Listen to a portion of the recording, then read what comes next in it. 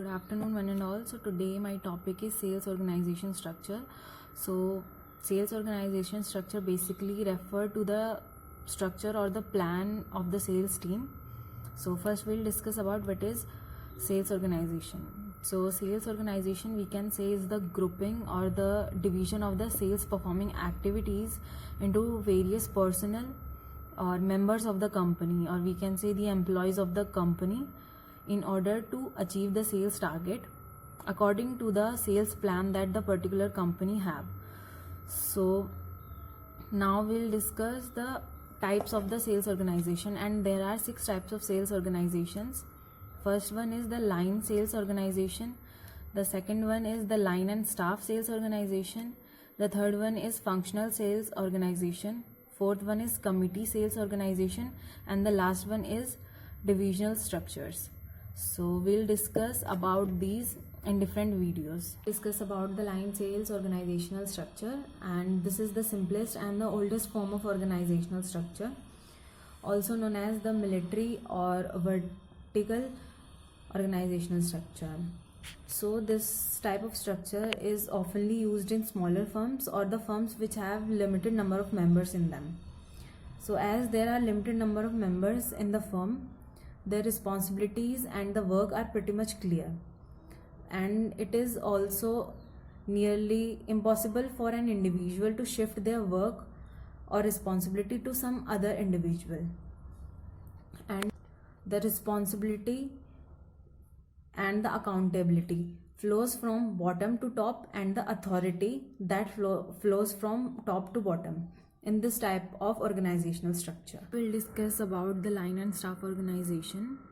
So this is basically the modified version of the line organization, and the staff here are not your normal workers or the employees of the company or the firm.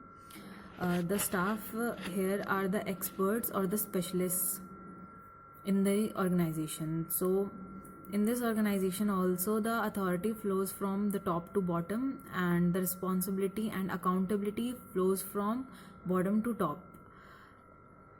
This type of structure is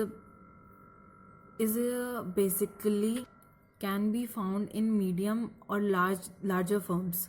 This type of structure is not suitable for smaller firms because of the high cost involved in it, and the staff here works with the line managers and to help them, and it is not mandatory for the line managers to get advice from them.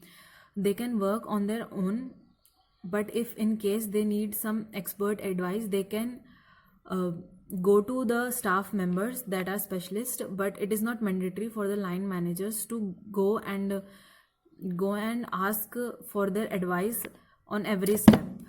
We'll discuss about the functional organization, the third type, and this is based on the concept of functional foremanship. So in this structure, the line authority is channelized through staff specialists. So in this organization, irrespective of the line and staff organization, this is the major difference, that the line managers are bound to take advice, or we can say orders, from the staff specialist. So in this organization, the staff specialist can issue order in areas of their specialization, and the line managers are bound to complete them. So in every department like HR, marketing and production, there exists an expert who has direct control over that department, and we can say that in this type of organization there is no unity of command, but instead of that there is a multiplicity of command. We'll discuss about the committee organization, and it is a form of a staff organization formed for giving specialized advice to the line managers. In this type of organization, no line managers are included, but only the staff managers, and this committee is a group of two or more specialists